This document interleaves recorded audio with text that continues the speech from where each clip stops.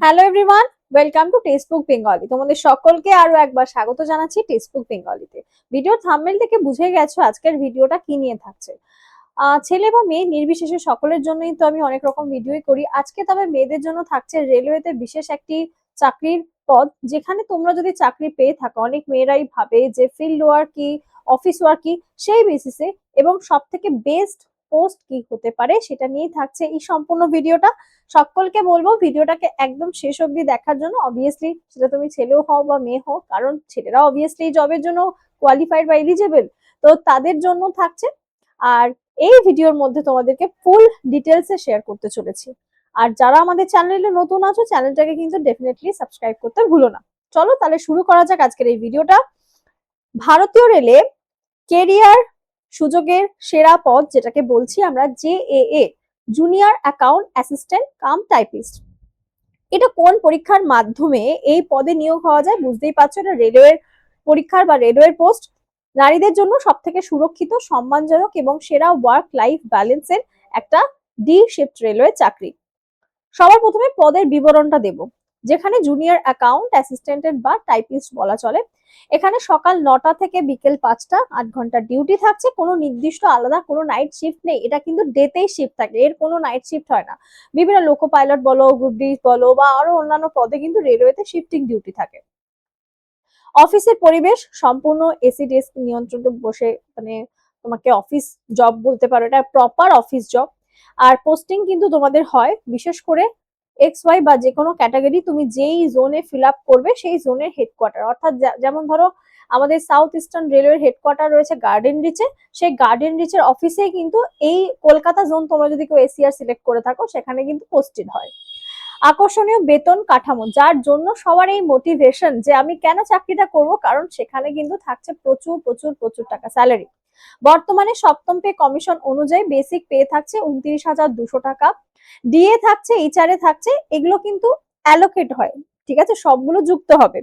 Allowance মিলিয়ে প্রায় 60,000 টাকা মতো কিন্তু বেতন পৌঁছায়। 5 বছর পরে সেই বেতনটা কিন্তু 1 লাখ টাকা অব্দিও হয়ে যায়। যোগদানের সময় যদি, আর যে যখন কথা হচ্ছে কেন্দ্রীয় সরকার, সব বুঝতেই পারছো, রেলওয়ে মিনিস্ট্রি বা রেলওয়ে জব মানে সেটা কেন্দ্রীয় সরকারের চাকরি।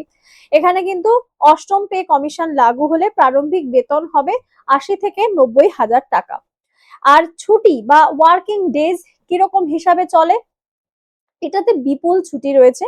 ওয়ার্ক লাইফ ব্যালেন্স, বছরে প্রায় 4 মাস ছুটির সুযোগ থাকে। কেন 4 মাস বলছি, কারণ টোটাল 120 দিন হিসেব অনুযায়ী। শনিবার রবিবার, এই ক্ষেত্রে কিন্তু শনি রবি দুদিন ছুটি পাওয়া যায়, ঠিক আছে। সেন্ট্রাল গভর্নমেন্টের এই একটা সুবিধা আছে, শনিবার রবিবার কিন্তু দুদিন ভালো ছুটি পাওয়া যায়। হেডকোয়ার্টার বা RRC অফিসে পোস্টিং হলে অর্থাৎ 104 দিন ছুটি তো থাকছে। বছরে প্রায় 16টি ন্যাশনাল হলিডেতে ডেফিনেটলি ছুটি থাকবে। আবার অন্যান্য রেলওয়ে কর্মীদের কিন্তু সেটা আবার থাকে না। ক্যাজুয়াল লিভ, সেটা হচ্ছে সিএল থাকে বছরে 10টা করে, এবং অন্যান্য লিভ যেগুলো জমিয়ে রাখলে তোমার কিন্তু, মানে তুমি যত বেশি আর্ন লিভ বা এই লিভ গুলো জমিয়ে রাখবে, পুরোপুরি চাকরির শেষে গিয়ে কিন্তু সেটা গণনা করে তুমি তার জন্য বরাদ্দ টাকাও পেয়ে যাবে। 365 দিনের মধ্যে 120 দিনই ছুটি থাকছে। আর তোমার কাজ করতে হচ্ছে ওয়ার্কিং ডেজ 240 দিন, যেটা খুবই ভালো একটা সুবিধার ব্যাপার, ঠিক আছে।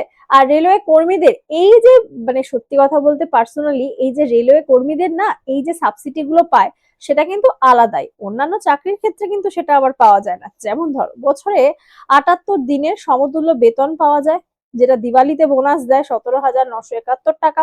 এডুকেশন অ্যালাউন্স, ছেলে মেয়েদের ক্ষেত্রে যারা হয়তো দেখেছো অনেক বাবা মারা বড় বড় পোস্টে ছিলেন রেলওয়ের ক্ষেত্রে, দুজন পর্যন্ত প্রত্যেকের জন্য বছরে 33,750 টাকা করে, এলকেজি থেকে 12 ক্লাস পর্যন্ত পড়াশোনার ক্ষেত্রে এটা কিন্তু রেলওয়ে থেকেই দেওয়া হয়।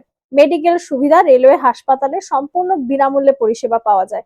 হ্যাঁ, কিছু বেসিক, যেমন এই গার্ডেন রিচ হসপিটালও রয়েছে কিন্তু, সেখানে কিন্তু যেই যিনি এমপ্লয়েড রয়েছেন তার ছেলে মেয়েরা বা তার ফ্যামিলির যে কেউ কিন্তু সেখানকার সাবসিডিটা পেয়ে থাকেন। আচ্ছা, তারপরে রয়েছে তোমাদের ভ্রমণ পাস, যেটা সব থেকে মজাদার বিষয়। 5 বছর পরে 3টে করে থার্ড এসির পাস তুমি পেয়ে যাবে। তুমি যে কোনো ট্রেনে ট্রাভেল করো, থার্ড এসির ফ্রিতে তুমি যাতায়াত করতে পারছো, এবং 4টে পিটিও ভ্রমণের বিশেষ ছাড় রয়েছে, এবং অল ওভার ইন্ডিয়াতে যেগুলো সেন্ট্রাল গভর্নমেন্টের কোয়ার্টার থাকে সেই কোয়ার্টারেও কিন্তু সাবসিডি থাকছে। রেলওয়ে টাইপ সি কোয়ার্টারের সুবিধাও তোমরা পেয়ে যাচ্ছ।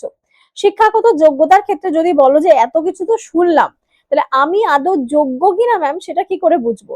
এর জন্য কিন্তু তোমাদেরকে জাস্ট গ্র্যাজুয়েট হতে হবে, সেটা আর্ট, সায়েন্স বা কমার্সের সাবজেক্ট হতে পারে। আবেদন করতে হবে, নম্বরের কোনো কড়াকড়ি কিন্তু এখানে নেই যে তোমাকে আর্টসে গ্র্যাজুয়েশন এত পেতে হবে, সায়েন্সে এত পার্সেন্ট পেতে হবে, কিচ্ছু নেই। তোমাকে জাস্ট গ্র্যাজুয়েট হতে হবে। বয়স সীমা কত থাকছে? 18 থেকে 33 বছর।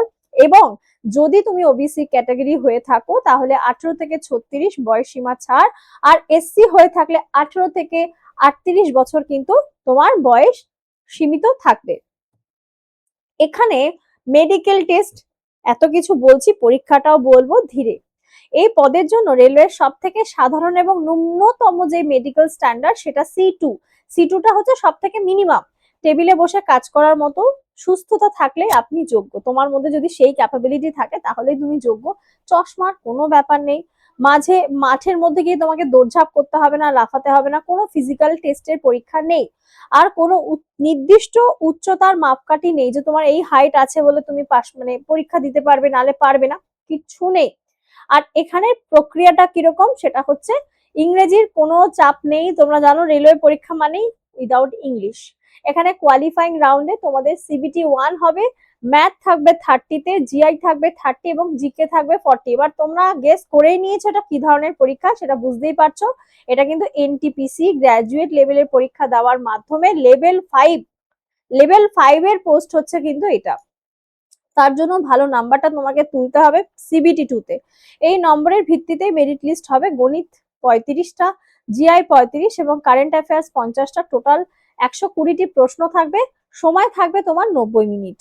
এবং স্কিল টেস্ট বা সাধারণ টাইপিং টেস্ট কেবলমাত্র তোমাকে কিন্তু এটাতে পাস করতে হবে। টাইপিং টেস্ট এই এনটিপিসির পদের ক্ষেত্রে কিন্তু তোমাকে পাস করতে হবে। আর কি সব থেকে বড় সুবিধা, এই পরীক্ষায় কোনো ইন্টারভিউ থাকে না, ইংরেজি বিষয়ে কোনো পরীক্ষা দিতে হবে না। তাহলে বুঝতেই পারছো তোমাকে কিসের উপরে জোর দিতে হবে আর কি কি পড়তে হবে, আর তাহলে কিন্তু এত সুন্দর একটা চাকরি তুমি পেয়ে যাচ্ছ। আর বলে দিই, যেখানে অবসরের সময় মাসিক বেতন 6 থেকে 7 লক্ষ টাকা হয়ে যায়, এককালীন 1.5 থেকে 2 কোটি টাকা পর্যন্ত পাওয়ার সম্ভাবনা রয়েছে। এবং এর পরে যেটা গ্যাজেটেড অফিসার বলে যে সেই জুনিয়র অ্যাকাউন্ট অ্যাসিস্ট্যান্ট যাদের গ্রেড পে থাকে 2800, 3 বছর পরে হয়ে যায় 4200, আরো 2 বছর পরে 4800 গ্রেড পে, এবং পরবর্তী প্রমোশনে ডিএমএফ, সিনিয়র ডিএমএফ পদে কিন্তু আইএস এর সমতুল্য পদে কিন্তু অনেকের ক্ষেত্রে কন্টিনিউ চাকরি নাও করতে পারে, কারণ একটা সময় অবধি গিয়ে মনে হয় যে না আমার দরকার নেই, আমি এবার স্বেচ্ছা অবসর নিয়ে নিতে পারি। রেলওয়ে ট্রেনিং, আচ্ছা এর পদ্ধতি তুমি পাস তো করে গেলে, তুমি তোমার নাম দেখে নিয়ে তোমার ডিভি হয়ে গেল, সব হলো। তারপরে কিন্তু জোনাল রেলওয়ে ট্রেনিং সেন্টারে 30 থেকে 40 দিন ট্রেনিং হবে, এবং সেখানে 1 মাস ট্রেনিং হওয়ার পরে তোমাকে কিন্তু নিয়োগ হবে। তারপরে একটা পরীক্ষা নেওয়া হয় যেখানে 40% মার্কস পেতে হবে, আর 46,000 টাকা কিন্তু সেই বেতন পাওয়া হয় যখন তোমার ট্রেনিং চলছে, ঠিক আছে। আর এই ছিল তোমাদের সম্পূর্ণ বক্তব্য, যে তোমরা যদি এই পদে চাকরি পেতে চাও, আমি পুরো পদের বিবরণ দিলাম। কেন বলো তো, অনেকেই না ফর্ম ফিল আপ করে, চাকরির জন্য চেষ্টা করে, বাট ফাইনালি কি কি জব তাদেরকে করতে হবে, কাজ কি, সেগুলো সম্পর্কে অনেকে জানে না। এই যে বললাম এনটিপিসি গ্র্যাজুয়েট লেভেলের পরীক্ষা সম্পর্কে তো তোমরা জানো, এনটিপিসি গ্র্যাজুয়েট পরীক্ষা দিয়ে তোমাদের কি কি পদে চাকরি হয় সেটাও জানো। টিটি হওয়া যায়, টিসি হওয়া যায়, ট্রেন স্টেশন মাস্টার হওয়া যায়, ট্রেন ম্যানেজার হওয়া যায়, অনেক পদ আছে। ঠিক সেরকম এই জে এর পদটাও কিন্তু রয়েছে লেভেল 5-এ, যেটা মেয়েদের জন্য সত্যি খুব সুরক্ষিত এবং সুবিধাজনক। আর এই ছিল তোমাদের সম্পূর্ণ ভিডিওটা, কেমন লাগলো কমেন্টে জানাতে হবে। আর আমি তোমাদেরকে ছোট্ট করে জানিয়ে দিতে চাই, আমাদের সুপার পাস লাইভ, দেখো এত কিছু বললাম, তার জন্য তো পড়াশোনাও করতে হবে, প্রিপারেশন করতে হবে। কোথা থেকে? সুপার পাস লাইভ, কারণ এখানে তোমরা রেলওয়ে হোক বা এসএসসি বা আমাদের ওয়েস্ট বেঙ্গলের মতো পরীক্ষা, সব পরীক্ষার প্রিপারেশন একসাথেই করতে পারো, আলাদা করে কোনো ব্যাচ কিনতে হয় না। তার জন্য কি করতে হবে তোমাকে? 7557050299, 7557050299 নাম্বারে একটা ছোট্ট করে কলও করে নিতে পারো বা SMS করতে পারো যে ম্যাম আমি সুপার পাস লাইভে জয়েন করতে চাই, বা আগামী দিনে রেলওয়ের আগামী এনটিপিসি 2026-27 জন্য প্রিপারেশন করতে চাই। এই নাম্বারে মেসেজ করলে তোমাদেরকে আমি ডাইরেক্ট লিঙ্ক পাঠিয়ে দেবো। আরো যদি কোনো কোয়ারি থাকে করতে পারো। কারণ আগামী 1 বছরের মধ্যে তোমাদের কিন্তু প্রাইজের আর কোনো চেঞ্জেস হবে না। প্রাইস কিন্তু তোমার মানে সরি আলাদা করে কোনো ব্যাচ নিতে হবে না। হ্যাঁ, এর প্রাইস হয়তো বেড়ে যাবে, কারণ এখন থাকছে 999, এরপরে কিন্তু 1799 হয়ে যায়। কেউ যদি নিতে চাও NITI, এটা হচ্ছে কুপন, ভিডিও ডেসক্রিপশনে থাকবে হচ্ছে তোমাদের লিঙ্কটা, সেখান থেকেও নিতে পারো। তবে হ্যাঁ, এটুকু বলতে পারি টেক্সট বুক অলওয়েজ তোমাদের কথা ভেবেছে, তোমাদের সাথে রয়েছে। আর এখানে কিন্তু সেই টেক্সট বুকে সুপার পাস লাইভে তোমরা অল ব্যাচেস এর ক্রিয়েটিভ দেখতে পাচ্ছ, এখানে সবগুলো নেই। আমাদের স্টেট এক্সামে আর এসএসসি এমটিএস এবং জিডির ক্রিয়েটিভই দেখতে পাচ্ছ, বাট আরো কিন্তু রেলওয়ের ক্লাসেসও আছে, যেখানে তোমরা রেলওয়ের এনটিপিসি হোক বা গ্রুপ ডি হোক বা তোমাদের টেকনিশিয়ানের সবকিছুর প্রিপারেশন কিন্তু তোমরা করতে পারবে।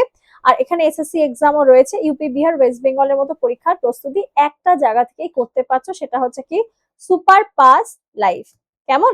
এটা আমাদের অফিসিয়াল টেলিগ্রাম, জয়েন হতে পারো, নাম্বারটাও বলে দিয়েছি কিন্তু ভুল করো না, যাদের যাদের প্রয়োজন হবে তারা অবশ্যই যোগাযোগ করে নিও। আর এই ভিডিওটা তোমাদের যদি ভালো লাগে একটা লাইক করতে হবে, চ্যানেলটাকে করতে হবে সাবস্ক্রাইব এবং শেয়ার করতে হবে, কমেন্ট করে বলতে হবে ভিডিওটা কেমন লাগলো।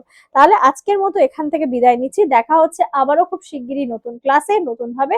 সকলে ভালো থেকো, অনেক ধন্যবাদ।